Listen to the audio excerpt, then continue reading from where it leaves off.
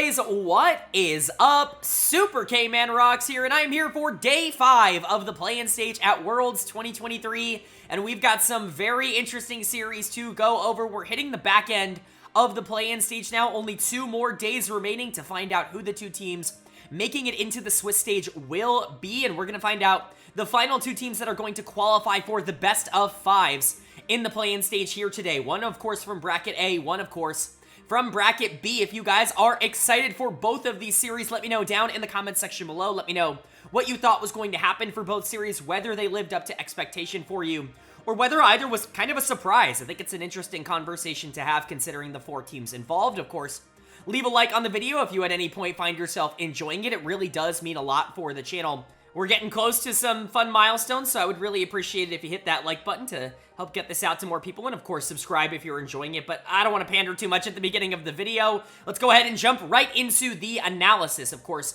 if you're new here, what we're going to do is go game by game in both of the series that we're going to talk about today, talking about the advantages and the disadvantages that each team had in both of those games. I will be giving a player of the game and a dud of the game for each individual game, and at the end of each series, I will be giving a player of the series to kind of wrap everything up in a nice, neat little bow. Of course, at the end of the video, we will quickly preview how I think the best of 5s are going to go. It's going to be very, very fun, but without further ado, let's kick it right off. As per usual, we're going to be starting off with Bracket A, and this is going to be a rematch from the first round of the play-ins. We have a matchup between the number 1 seed from the CBLOL in Loud and the number 1 seed from the VCS in GAM Esports. Certainly a fun one on paper. If you want to know my thoughts on kind of how these 2 teams match up on paper in terms of before the tournament, you can go and check out my analysis that I put out when these 2 teams faced each other the first time. I'm going to mostly talk about where they are now after a couple of the series at the start of this tournament, but starting off with Loud, they're coming down from winners finals. They're going to be the upper bracket team, quote unquote,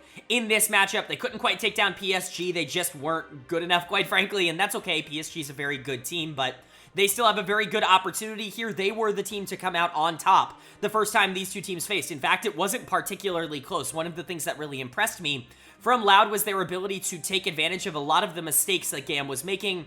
There were a lot of mechanical errors coming in from the side of GAM, and Loud, to their credit, really didn't make any and took advantage of the ones that they did have, opportunities to take advantage of at an incredibly high level, specifically this bot lane, which just completely outperformed GAM the first time they played. Slater and Pallet were not good in that series. They were not adjusted to international play, which was a concern for GAM going into this tournament. Pallet being my last ranked support, Slater being somebody that has really broken out over the summer split when he's been given this opportunity, but is a very aggressive player whose mistakes didn't exactly get punished in the VCS. And so for Root and Seos to be as good as they were, it wasn't particularly surprising. Seos is still a phenomenal player. He's one of the best supports in the play-in stage, if not the best support in the play-in stage, in my opinion. And he's performed as such at Worlds so far, specifically in that series, but Root has very much impressed as well. I think a lot of people are still really high on him, and I'm not quite as high. I think he's a great team fighter, somebody who's very consistent if you are able to get him resources. He just struggles to create his own advantages. Wasn't much of a problem in that series against GAM, because Slater was basically feeding them to him on a silver platter, but Root's a good player and certainly a consistent player. Tinone's somebody that likes to move around the map. Croc obviously has struggled a bit at this tournament. He was good in the first series, but miserable against PSG, and I like Robo. He's performed well internationally before. Loud has a lot of upside, but I think saying that Loud winning this series last time is indicative of the fact that they should dominate the second time around is just not accurate, in my opinion. I think this should be a closer series, and a lot of that is because I still do trust GAM. They looked a lot better taking down R7. They really, really destroyed them. Like, that was not a particularly close series, but most importantly, I think a lot of the players that I needed to see bounced back. Slater and Pallet in particular, who were really good in that series. Pallet in particular was really impressive. Somebody that I have very low expectations of going into, Worlds, and he was awesome in that series against R7. Certainly a candidate for player of the series. Kati was the player of the series, and he's a big reason why I have confidence in this team. I think the solo lane duo for GAM is incredibly strong. Kati's very good in the mid lane and is probably a better and more consistent carry than Tinone's on the other side of the map, who is a good player, but is definitely more of a facilitator out of that mid lane role. Kati wants resources, and we're potentially going to see that being a problem for Loud. I talked about that the first time these teams played. And then, of course, Kiaya in the top lane is an absolute beast. He's probably the best top laner in the play-in stage. I mean, him and Adam are certainly duking it out. Adam's probably played better at Worlds, but Kiaya has been phenomenal throughout his entire stint in the VCS, and I still have a lot of faith for him. I think he's the better top laner, and I like Robo, so that should give you an indication. I think GAM certainly has some stuff left in the tank. If this goes the way that it did the first time around, I'm not going to be entirely surprised because matchup-wise, I get why Loud is favorites, but GAM is a really good team, and it does feel like they've settled in a bit more with that series against R7. This should be a fun matchup, but of course, game by game means we get to start with game number 1, and the winner of game number 1 was GAM Esports. They are going to take the first game of this series. They're going to take their first game of the tournament off of Loud. And this is massive. This is a huge win for them, obviously. Super important to generate early wins and confidence in a best of 3 because you don't have that middle stage. You can't really afford to drop games. You know, Loud now, losing game number 1, has to win both of the final 2 games. And that's never really a situation or a predicament that you want to find yourself in. You want to give yourself that confidence. You want to give yourself that flexibility down the stretch of this series. And GAM gave themselves that with this win, but more importantly, I think they showed that they do have the talent to be able to beat Loud, that they can outclass them in a couple of very important areas. I know a lot of people are pointing to Draft on the side of Loud as something that they don't particularly like. I know statistically speaking, the Lee Sin-Ahri combo has just not worked out, and those champions in particular have not worked out. I think Ahri's like 0-5, I think Lee Sin's like 1-6.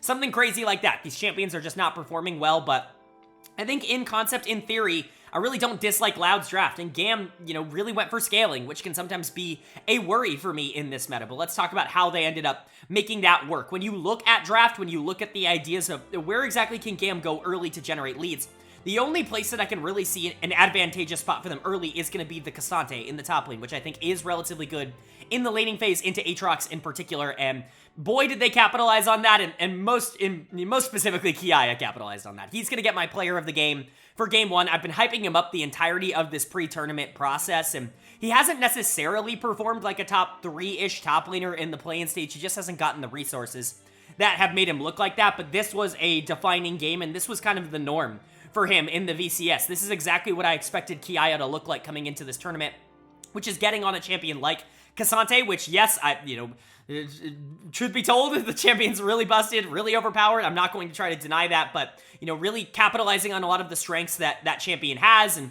being able to win early, transition that lead into the mid game where his skirmish fights, especially around Herald and around major objectives, were incredibly important towards what GAM wanted to do, and then just become a team fight monster. That's what Kiaya is capable of doing, and that's what he did in this game. I think without the Cassante getting as far ahead in the mid game as he did, this game is a lot harder. I do want to give a lot of credit to the other laners, in particular Kati and Slater, because I don't think that they were in particularly good matchups for themselves early. This team clearly wanted to make sure that they were more consistent in the late game. That's what Victor and Kaisa tells me. Even the Nocturne into something like Lee Sin, even though it's Levy on Nocturne, which is obviously a big positive, you know, it shows me that they want to go for more of this pick style in the late game. And, you know, Kati won. Kati won hard in the mid lane, and Slater was super relevant. Didn't really lose in terms of the CS battle and was much more aggressive and much more active in the mid game in terms of a lot of the skirmishes that ended up happening. Palette, in that same vein, was moving around the map, where Seos was really just peel for Xayah this game. In general, I think that GAM ended up playing their champions better, and I know a lot of people are going to look at Loud in the draft this game and say they focused too much on early game, they have no scaling, and when they lost, it was doomed.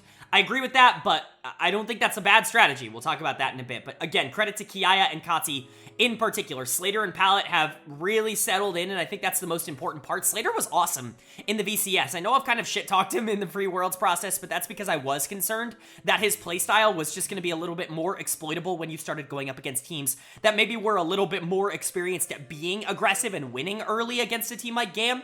But Slater is still talented. Slater still has the mechanics to kind of go and outplay pretty much every other AD carry in this part of the bracket, in the play-in stage right now, and you know, he's really starting to show that off. Great game on Kaisa. Palette continues to be very consistent, specifically on this Rakan. It's honestly something that I would consider banning against GAM. It's been really the champion that they have gone to almost every game, and it's been successful almost every game. And so, again, something to keep in mind. Levy gets his signature Nocturne, and it looks good, but in my opinion, Kiaya, player of the game, obviously the Cassante was the most impactful. Whether you want to put that on the player or on the champion is up to you, but Kati, I think, also deserves a pretty major shout out for winning lane, which is not particularly easy in this matchup, and actually being more active, especially in the mid game. We'll talk about Tinones in a bit, but he did not have a very good game here. Good for GAM, nice win, great way to establish pressure early, and then for Loud, on the other side of this matchup, this is not good. This was a bad look for you, because this was exactly kind of the problem that you started to run into against PSG in that previous series, was you're so reliant on winning early as a team. That's what you did in the CBLOL basically every game, that I am concerned about what your team looks like when they have to start playing from a deficit, when they aren't exactly gifted a major gold lead. How do you play out your mid games? And the mid game was a problem for them here. Croc and Tinones were both pretty awful. I couldn't really decide who to give dud of the game to. I'm giving it to Croc because the Lee Sin was just slightly worse, but both of them were really bad this game, and that's very concerning. Croc has now looked really, really bad 3 games in a row. We talked about him getting like crazy mental boomed against PSG. It looked like by the end of game 1 in that series, he had mentally checked out. Game 2, it didn't really reconnect. That feels like it kind of translated here to this series. If that's going to be the case, Loud's not going to win a game. Like, if Croc's playing like this, Loud is simply just not going to pick up a game in this series. He is so important towards what this team does in the early game and setting the tempo, and he's been, quite frankly, horrendous. His mental looks completely destroyed, and for that to happen at Worlds, it's not good. Like, I don't know what else to say. It's honestly very disappointing as a player to see that, but you know, he was not good in this game, and Tinone's scoreline looks okay, but man, he was doing absolutely nothing on Ahri this game. I really think this is not a good performance from him.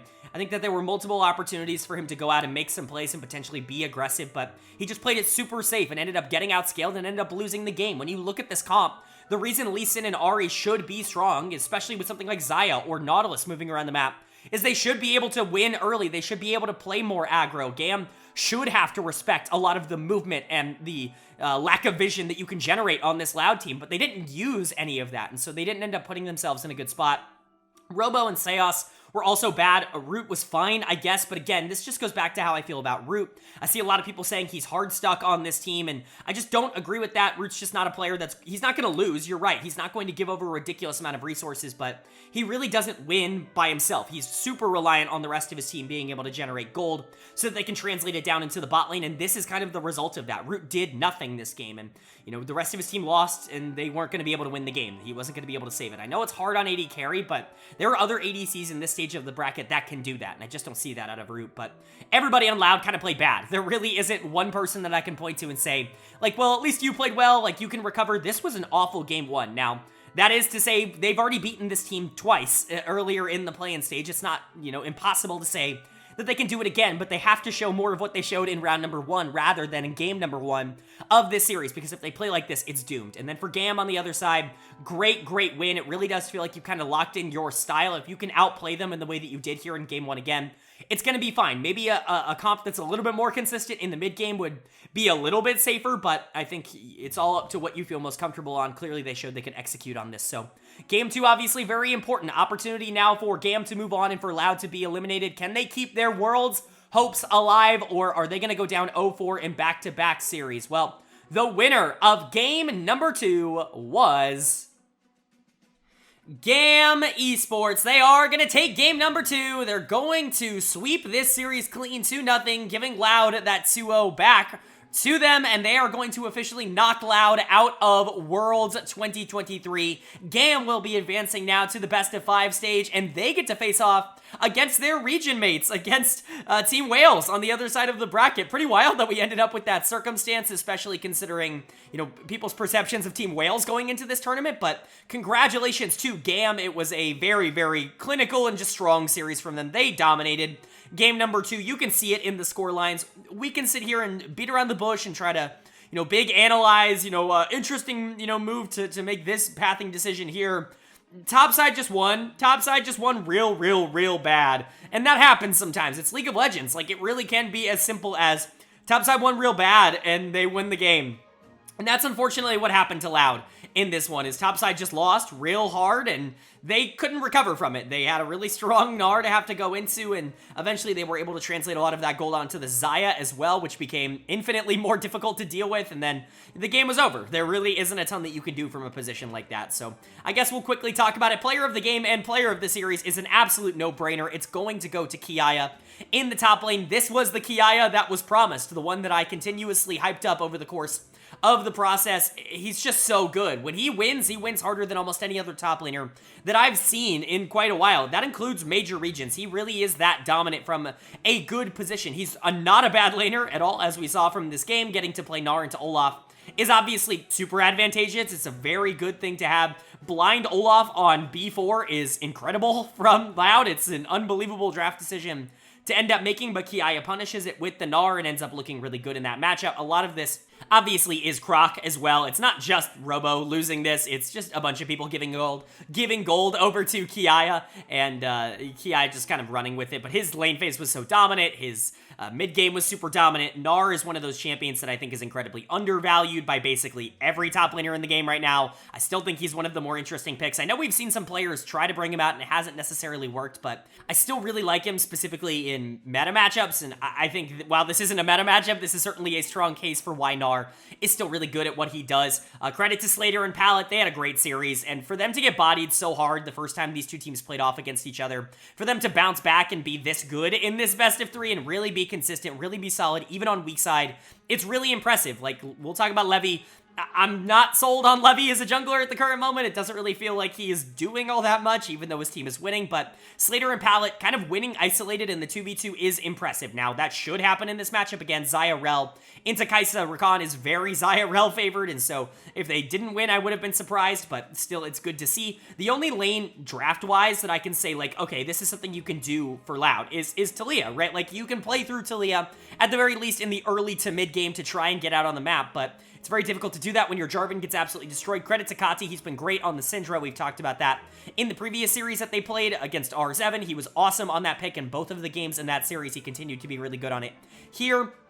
Like I said, I'm not super sold on Levy. I really don't think he's played well at Worlds up until this point. I think the team has kind of won around him, and he's just kind of been there. He's highly prioritized the Wukong, specifically into this Jarvan matchup. Not something that I think he's going to be able to get away with against better teams, because Wukong I just don't think is particularly strong right now in comparison to maybe some of the other engage-style junglers that want to play fast early. And honestly, this game he spent most of it power farming anyways. He really wasn't all that impactful on how the game how the game ended up going, and I think that's a little bit concerning, especially in a comp where you do want to try to stay ahead of the pacing. I get it, you scale really well, like this GAM comp scales incredibly well, but you would want to see Wukong be a little bit more active in trying to push the tempo forward. It didn't really matter. He was the better jungler simply by not doing anything in this game, and that ended up being a positive, but Kiaya was awesome. Slater and Pallet looked really good, and Kati has been crazy consistent across this tournament. That's more than enough to give me a lot of confidence that GAM is a real team. And then for Loud on the other side, you know, a lot of people are going to be surprised by this result because of how the first series went, but I talked about Loud's weaknesses very extensively on this channel. They draft a comp that needs to win early, like they simply don't have the scaling to be able to match GAM in the late game. You're really hoping, obviously, that Kai'Sa can get to that part where she can carry the game, but basically everybody else is just kind of doomed if they don't win early, and then you draft Olaf on B4, and you get Gnar picked into you, and all of a sudden he's not going to win. Obviously, Kai'Sa doesn't really have a ton of pressure, especially in the early to mid game. You're relying so much on Jarvan in this comp. This really is a J4 focused comp, and there's really no other way to say it, but Croc has been the worst player at Worlds. I'll go out on a limb and say that Appamen was obviously close to that. I think Steel on DFM was really bad. I think Audi on R7 was really bad. Quite a few junglers, but Croc just takes the cake for me. I mean, I've never seen this at this level. I've never seen a player who, you know, goes out into every game and genuinely looks like they're trying up until 8 or 9 minutes, and then once they start losing, like, they completely run it down. It feels like solo queue. Like, there really is no other way to say it. Like, it felt like he got tilted, so he just ran it down the rest of the game. I can't even begin to explain to you how insane that is for someone at the World Championships to be doing. I don't think he actually did that, but his playstyle just kind of ended up making it like that. This was a miserably bad Jarvan game where he was consistently giving gold and resources over to the enemy team, and a lot of that ended up going onto Gnar. A lot of that ended up going on to Xayah as well, which is just as bad. Robo obviously was awful in the top lane. He deserves a lot of the blame for this game as well. He's been, you know, a little bit notoriously bad in elimination games, as a lot of people have pointed out. I still like Robo. I still think he's a good player, but this matchup is miserable. It's so hard to play Olaf into Gnar, especially when your jungler is just like running it down in your lane, and so not good from the top side. The bot side of this map was whatever. Like, Tinone's Root, Seos were fine. They didn't really do anything wrong. The top side just lost that hard that they, quite frankly, just couldn't play the game. It felt like watching a solo queue game where top lane just gets so fed that the rest of the game is completely irrelevant. And it's unfortunate to say that that's how Loud's season is ending. But again, I think a generally positive season for Loud. I went into this tournament saying that they are probably the best CB LoL team of all time.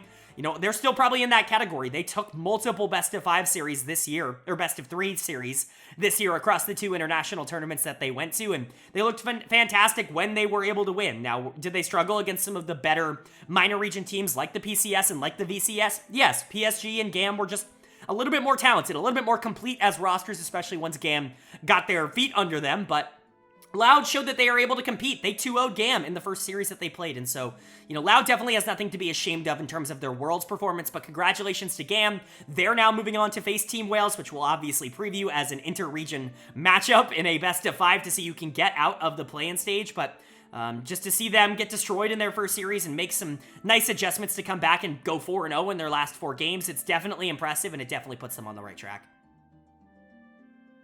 And then moving on to our other side of the bracket here in the play-in stage, our B side of the bracket, and some could argue that this is the more interesting of the 2 series. I definitely wouldn't. I thought, you know, bracket A was certainly intriguing, but 2 pretty good teams facing off on the B side here as we see the number 2 seed from the PCS in the CTBC Flying Oysters taking on the number 4 seed from the LEC in Team BDS. Very intriguing matchup on paper because of where both of these teams are coming from. BDS obviously the favorites to be the best team in the play-in stage by a considerable margin. The only major region team in the play-in stage in 2023, and it's really not gone according to plan. Of course, getting here in the first place was good. Being able to take down Golden Guardians in a strong 3-0 sweep was necessary for this team, but that loss early on to Team Wales, who obviously has proven to be better than I anticipated, is still not ideal. No matter how highly you think of Team Wales, they probably shouldn't be able to take down a team like Team BDS, and so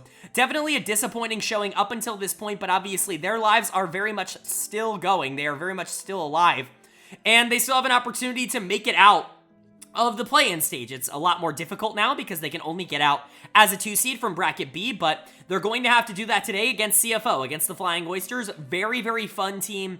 I don't think that they're the most aggressive. They're certainly not the most active on the map. The PCS in general is a little bit of a slower region. Think more of the LCS or the LCK, something more in that line in terms of game speed, but they are very clinical. They are very good at playing out mid to late games, and you know, the Flying Oysters definitely fall into that archetype as well. I think their players are very, you know, just solid across the board. I don't think they really have any superstars, no players that really jump out at me as being phenomenally talented, but what they do is play together really well. They're a great team, and you have playmakers on this team. Players like Jimmian and Xiaoxi that have, you know, really kind of come alive in 2023 and become big playmakers for them, big active mid-game players, and so they're not a pushover by any means, and they showed that when they took down DFM in round number 1. Obviously, they couldn't quite get past Wales, who had just they've just surprised everybody over the course of this tournament, but they're still a solid team, certainly not one that you can overlook. They took a game off of Wales, which is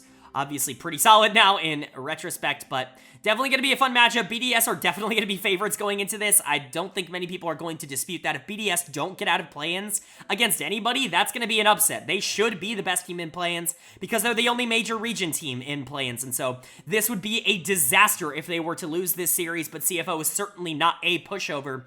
We're going to have to find out who's going to take it, but of course that's going to start with game number 1, and the winner of game number 1 was BDS. They are going to take the first game of this series. They're going to go up 1-0, and that's great. Obviously, it's massive for them. This was much closer than it probably should have been. Still, a lot of the flaws that BDS has shown over the course of this tournament up until this point presenting themselves in a game here in game number 1, but they had just enough in the tank to be able to get the job done. I think a couple of their players definitely came in clutch down the stretch, but I really am not impressed with what I'm seeing from BDS. They have not really shown me anything to make me think that not only are they a really genuinely good team, but I don't know if this is a game that shows like, oh, if they do make the best of 5s, that they're even going to be able to win one against a really good PSG team. So you know, definitely a good win. Definitely not something that I'm going to criticize too harshly, but CFO played really tough in this game, and especially towards the back half, they did their best to try to come back and try to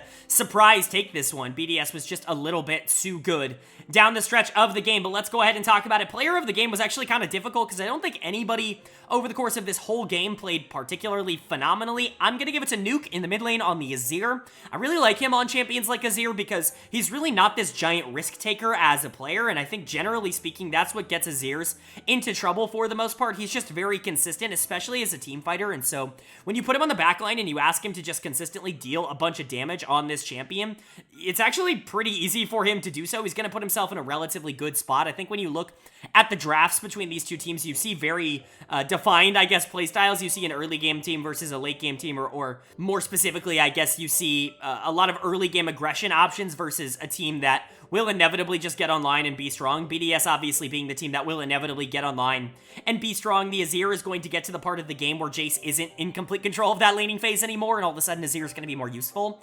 In team fights, you see a Sejuani, which is going to be just as useful as Maokai towards the back half. Xayah, who still scales incredibly well, and then Oyster, who I think is a fantastic team fighter, adding a long set. You have a lot of options, and then for CFO, I actually like their draft a lot. I know people maybe are going to criticize it, but Jace plus Kai'Sa is a combo that has worked for a lot of teams over the course of this year. I still think Jace is incredibly undervalued and underplayed at this tournament, and this game definitely only strengthened that argument for me. I think a lot of people are starting to catch up on that, but you add in something like the Maokai, and you add in Aatrox into set, which I think is a relatively easy lane for Aatrox. You add in the Rell in the bot lane, which can make a lot of moves in the mid game. You have a lot of prio on the side of CFO, which is not necessarily the direction I thought they were going to go in their draft, but they did use it relatively well. We'll talk about them in a bit, but I bring this up, and I brought this up mostly to talk about how BDS did identify at the very least their win condition, and they put themselves in a position where they could kind of take advantage of that. The Azir did eventually get online, even if early game was relatively rough, and Nuke did basically everything he was supposed to. He didn't make any major errors, and that's why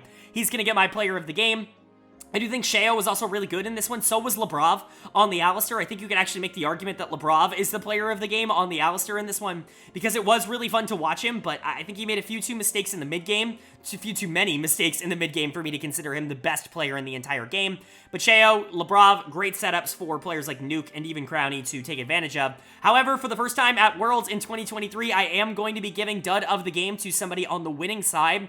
I'm going to give it to Crowny, and I know that doesn't make a ton of sense when you look at his scoreline, and maybe there's going to be people that say, yeah, you're criticizing a couple moments maybe a little bit too harshly, but honestly, there's nobody on CFO that deserves this. I really can't look at anybody on the Oysters that I was like, they played awful, and Crowny had a lot of major mistakes in this game, and he's been having a lot of major mistakes at this tournament so far, which is very concerning. So he is going to get my dud of the game here, even though his scoreline and his damage output was pretty good for most of the fights. I think he was the only player in the game that I could really identify as someone who was making actual game-losing major mistakes, especially that team fight when they had Elder Dragon, where he's just stepping up way too far, dying way too fast, and the rest of the team just kind of crumbles around them. If, you know, Kai'Sa, if Shun doesn't die to the tower in that fight, there's a real chance that, like, CFO just completely comes back and wins the game from there.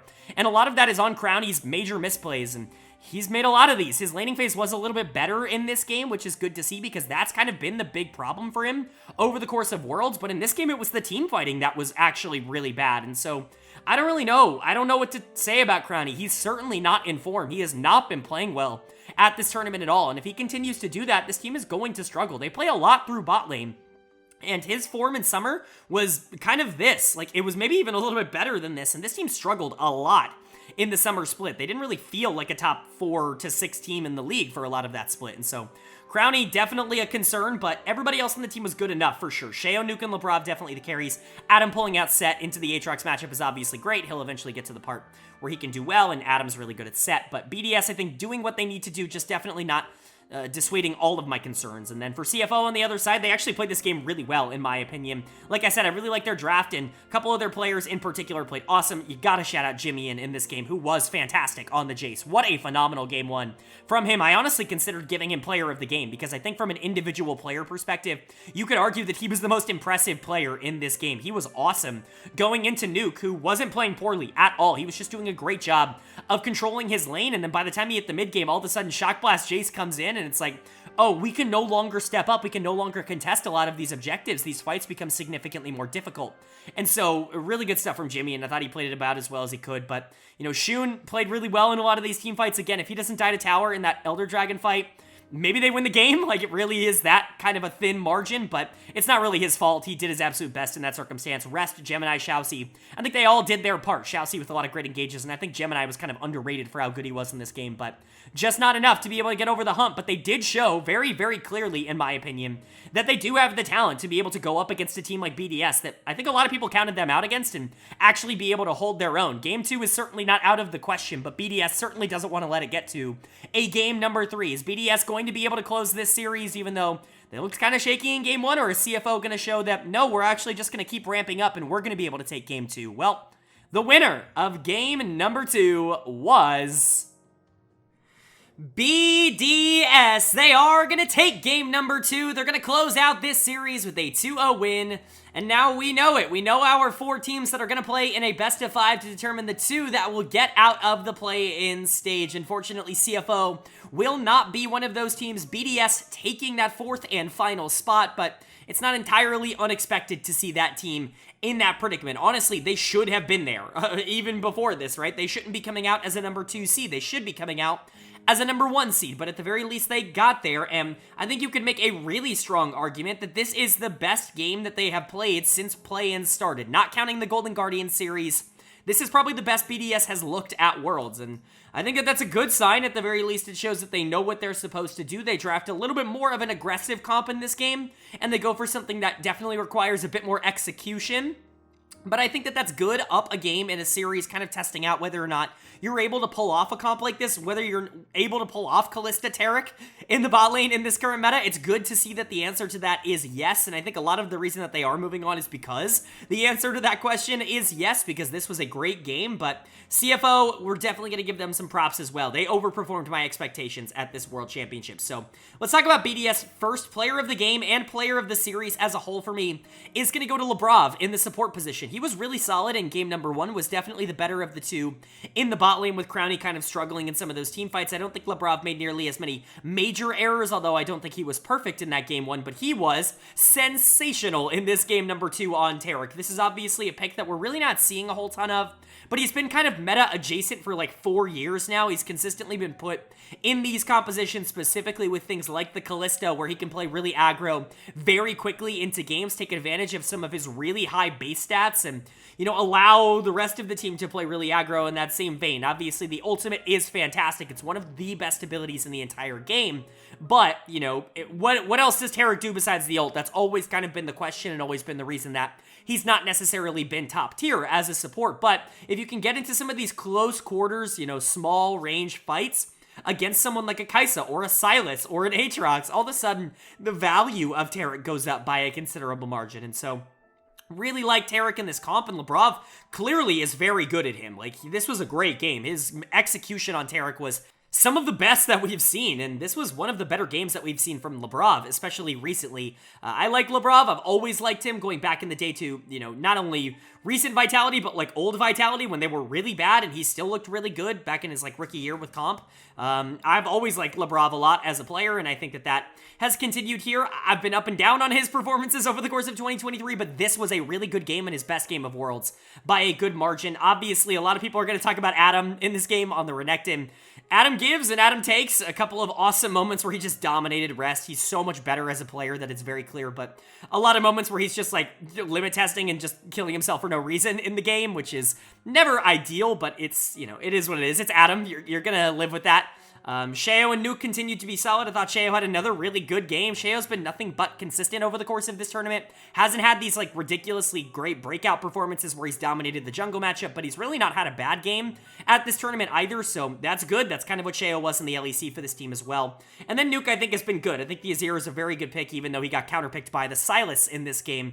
Overall, Crowny was more consistent, but Labrov was definitely the standout member, and that Taric is definitely going to be something other teams have to watch out for in more important games. But for CFO on the other side of the map, unfortunately, this is the end of their 2023 season. The Oysters aren't going to be making the main stage here in 2023 like they did last year, but I think there's definitely some positives to take away. I think a lot of these players ended up playing better than I expected. I had them ranked really low, not only in terms of like team rankings where they were third to last, but I had a lot of their players individually ranked really low and a lot lower than other people. I do think, unfortunately, that did kind of come to fruition. I just wasn't a big fan of these players individually as pieces. You know, if you were to move them around to different teams, I don't think they would necessarily perform as well, but I think as a unit here for CFO, they played pretty well. Their macro is very solid and they don't really make a ton of major errors. That continued into this game. They just got outplayed. They were not as good as BDS, and that's okay. They're not supposed to be as good as a major region team. I think specifically players like Xiaoxi and Rest really struggled in this game, but Xiaoxi was awesome at this tournament, especially in their wins. He was great against DFM, and honestly, he was really good in that series against Wales as well. They just couldn't pick up a win. So, you know, Xiaoxi definitely showing some things. Shun was solid enough at AD carry, a couple of mistakes. Rest and Gemini were a little bit disappointing for me. I know that there were people really high on Rest. I was not one of them. I saw him as a weak side top laner in the way that, you know, is a little bit more derogatory, and that I don't think he's really a big carry for this team. He was playing better in the playoffs, but his tape over the course of the last couple of years has just never been that exciting for me, and I think that definitely came to fruition at this tournament. He's going to be done of the game here, and he was basically nothing in any of the games that they played. He really didn't do anything. Gemini was also kind of irrelevant across this entire tournament. He didn't really make any major errors, but it's not in the same way that Sheo wasn't making any errors, where Sheo was still making a lot of these positive plays. They just weren't the flashiest. Gemini really wasn't doing anything, and that's unfortunate. If you're looking for positives, it's Xiaoxi, like I talked about, and it's Jimmy in the mid lane, who was really good as well. He was a big positive for them in the PCS, and he continued to be here.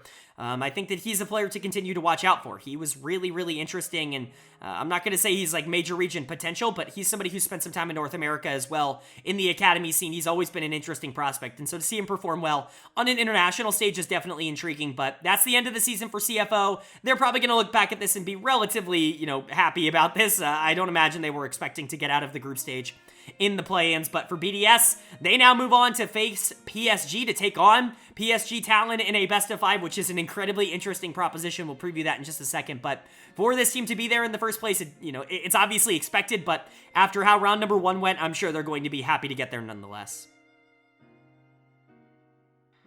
Alright, but that is going to do it for my Worlds Play-Ins Day 5 overview and analysis video. Only one more day remaining for the play-ins, and it's going to be to determine the 2 teams that make it out of the play-ins and into the Swiss stage of Worlds this year. It's the number 1 seed from both groups taking on the number 2 seed from both groups. We'll preview it very quickly now. We'll talk about PSG versus BDS first and foremost, because that's the series that everybody is going to be most interested in. Obviously, both of these series are very fascinating, but PSG coming out as the number 1 seed from A bracket, BDS coming out as the number 2 seed from B bracket. This is the 2 teams that most people predicted to be making it out of the play-in stage and into the main stage, for them to be facing off for one of the spots. It's certainly intriguing. PSG, quite frankly, has been the better team in the play-in stage. There really is no other way to say that, even if you argue that BDS does look better in some of their wins and they have the upside. Like, I don't think their games have looked nearly as solid. PSG has looked rock steady in basically everything that they have done. Their late games have been the best by far of anybody in the play-in stage. They don't really lose in the early game either. They're just crazy consistent, and BDS is a team that isn't very consistent. That being said, BDS is more talented. Players like Adam are some of the few in the, I guess, play-in stage that can go up against Aji on the other side, or Nuke's one of the few players that can go up against Maple on the other side. Sheo is one of the few players that can go up against Gen.G on the other side. It's definitely an intriguing matchup, but I'm going to pick the upset here. I'm going to go PSG. I really do believe that this is the upset. I don't know if a lot of people are taking this. I don't know if this has become kind of the popular opinion, but I think they're the better team, and I think they've shown that they're the better team. I think Europe's streak of kind of not being able to get out of play-ins is unfortunately maybe going to continue here. Now, that being said, I wouldn't be surprised if BDS was just kind of better, if PSG was a little bit too slow, if some of the aggression ended up working in their favor, but PSG's weakness has kind of been their bot lane over the course of this tournament, and I just don't know if BDS is one of the teams that's going to be able to take advantage of that super actively. Now, if they play more Kalista Taric and they play it as well as they did against CFO, maybe that's a possibility, but I trust the mid-jungle duo of PSG more than I trust anybody on BDS at the current moment, so I'm going for PSG in that one. And then for Wales versus GAM, we've got a VCS matchup, a battle between one of these two teams that will make it into the main stage. It's really cool to see Vietnam really fight back after some, less than stellar showings at recent international events. For them to guarantee get one team out of play-ins is fantastic. Is it going to be Wales? Is it going to be GAM? Well, again, I'm going to pick the upset, I think, on this, and I'm going to go GAM. I think they're the better team. I think that obviously them coming out as the 2 seed isn't quite as good, but they dominated Wales in the VCS. They were the better team, definitely, in the VCS. That being said, Wales has been better at Worlds than they were at any point in the VCS, in my opinion, but it's still not enough for me to imagine that GAM is just going to be more talented. Kiaya played amazing in this previous series, and he seems to be getting hot at the right time. I really like how Kati's been playing, and that's, in my opinion, Wales' biggest strength is Glory in the mid lane, and I think Kati's one of the few mid laners that can actually go toe-to-toe with him. You've got a lot of positives. I think the bot lane's been solid, especially in the recent series. Slater and Pallet have definitely kind of settled in, and I think that's going to give a lot of positives to them. Wales can definitely do this. Artemis in particular has been stellar at this tournament up until this point, but I think I'm very tentatively going to go with GAM. I feel better about this series than I do about PSG BDS. I think GAM is better than Wales, and they should be favorites going into that, but PSG BDS I think is very much a toss-up. But I'd love to know what you guys' thoughts are on those two series down in the comment section below. I'd love to know who you think's going to be able to take them. Of course, if you did enjoy the video, please leave a like. It really does mean a lot. It lets me know you guys are enjoying the content, and it helps get this video out to a lot more people, which I'm always very appreciative of. If you're new here, hit subscribe. We're covering every single day of Worlds on this channel. Every single game that happens at this tournament is going to be covered on this channel over the course of the next month or so. We've watched all 4 of the major regions and the playoffs for every minor region. Up until this point, you're just not going to get more comprehensive analysis of these games anywhere else on YouTube. So go ahead and hit subscribe and hit that bell so you can be notified when those videos do end up going live. But of course, with all that being said, I hope you all are having a great day. I hope you continue to have a great day, and I will see you all later.